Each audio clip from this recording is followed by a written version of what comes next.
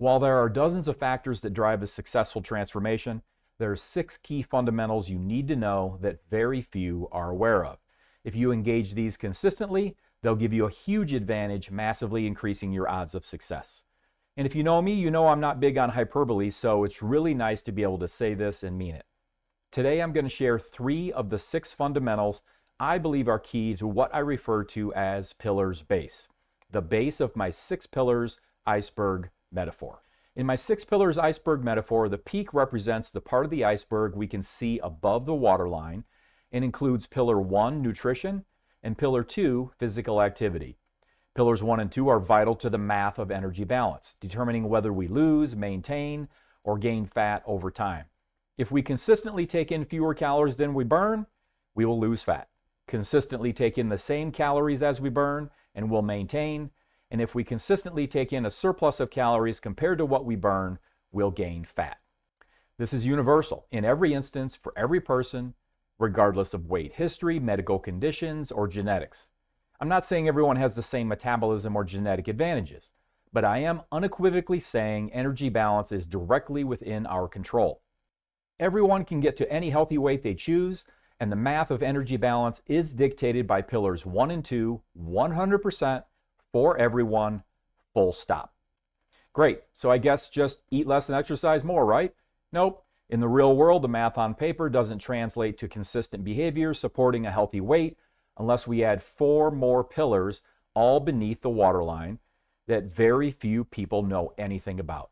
If pillars 1 and 2 are the visible peak of our iceberg metaphor, then the 4 pillars beneath the waterline form the crucial foundation. This hidden base, representing the larger part of the iceberg, includes emotional fitness, Y power, triggers management, and engaging support. These foundational pillars, the base, are vital for maintaining our mental, emotional, and spiritual well-being. They drive our persistence and commitment, keep us armored up to battle all the forces working against us, and make sure we stay on track with our eat better, move better plans. I like the iceberg metaphor because it mirrors the real world. What most people see, the peak, is actually the smallest part. The majority of an iceberg, hidden beneath the waterline, represents the larger and more significant portion.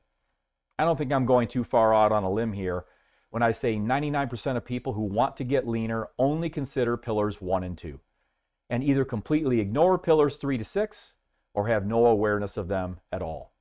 When someone says, "I know what to do, I just need to do it," we are going to be right 99% of the time if we assume they are only thinking of eating better and less and moving better and more, the essence of pillars 1 and 2. All right. Fundamental 1 of the 3 pillars base fundamentals I'm discussing is prioritize yourself for self-care. Well, that sure doesn't sound like eat less and exercise more, does it? Prioritizing yourself for self-care is really about acknowledging a key aspect of pillar 3, emotional fitness. Putting yourself on your to-do list is essential, not only for thriving in your journey, but for achieving life satisfaction. You can't fully support those who rely on you if you're running on empty. Practicing a bit of healthy selfishness isn't just an option for winning at transformation. It's required, and you deserve it. It's also one of the most selfless acts you can do. It speaks volumes to your subconscious and says, I am someone who deserves to be cared for. I matter too. My needs are also important. What kind of self-care and how much? Well, self-care isn't one size fits all. It varies in form and duration. Whether it's a quick 5-minute break or an indulgent hour, the goal is to do something daily that feeds your soul, that reaffirms your own importance. Your subconscious is listening and watching. It will always help you carry out the behaviors it most authentically believes you really want, in alignment with what it hears you saying to yourself and the actions it sees you doing the most consistently. Neglecting to make yourself a priority can unintentionally send a message to your subconscious that you're only worthy of the leftovers. This mindset can manifest in food choices and physical activity patterns that reflect this. Fundamental 2 is get at least 7 hours of sleep each day.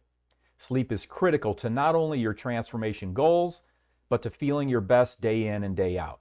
You can be doing everything else right, but shortchanging your sleep means shortchanging the results of your efforts. Here are 5 ways Getting too little sleep impedes transformation goals. Number 1, increased hunger and cravings. 2, increased time awake for more eating opportunities. 3, a lower metabolism. 4, impaired decision-making, judgment, inhibition, and coping skills. And 5, reduced exercise drive, intensity, and recovery. So, here are 5 sleep hygiene tips.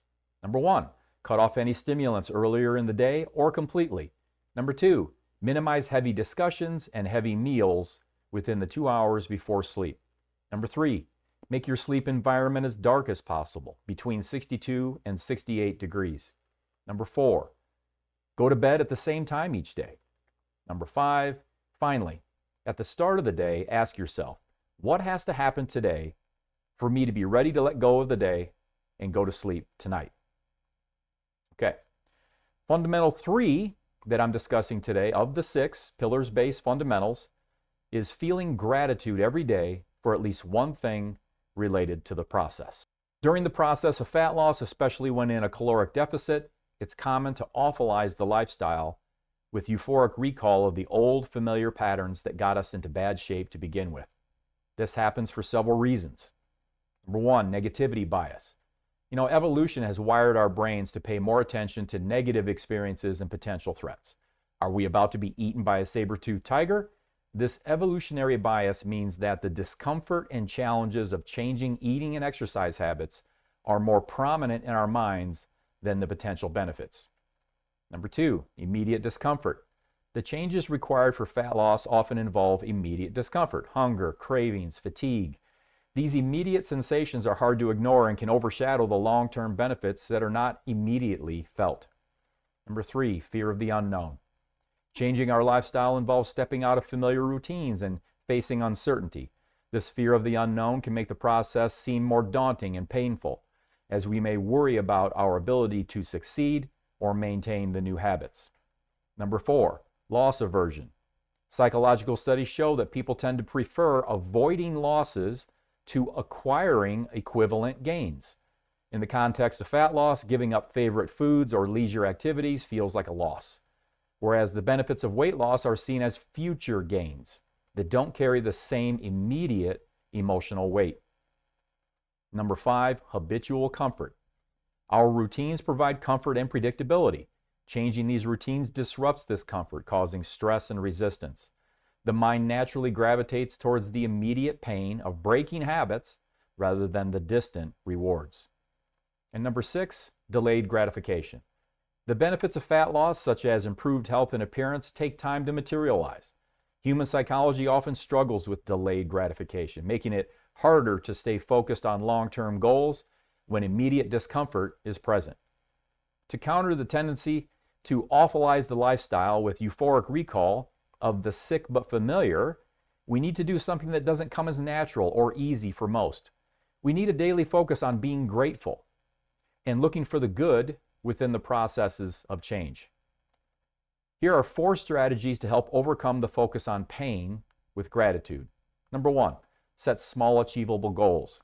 Breaking down the larger goals into smaller, more manageable steps can make the process less overwhelming and allow for regular positive reinforcement.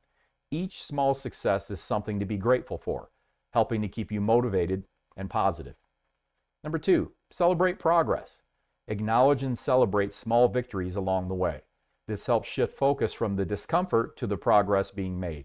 Practicing gratitude for these achievements, no matter how minor they may seem, can boost morale and reinforce your commitment. Number 3, visualize success. Regularly visualizing the positive outcomes of fat loss can keep the benefits in mind and make them feel more real and attainable. Incorporate gratitude into this practice by appreciating the journey itself and the incremental improvements you're experiencing. And number 4, build a support system. Having a network of support can provide encouragement and motivation, helping to maintain focus on the positives of the journey. Expressing gratitude to those who support you strengthens these relationships and enhances the support network, making it easier to stay committed. One thing I want to share that I think is worthy of tremendous gratitude is this. We have the answer to transformation, to getting to any healthy weight that we want to be, and we can live there for life. It's guaranteed if we follow the plan, exceptionally and imperfectly. We do not need to be perfect to win this. And our bodies have no choice but to respond by getting leaner or staying lean if you're already there.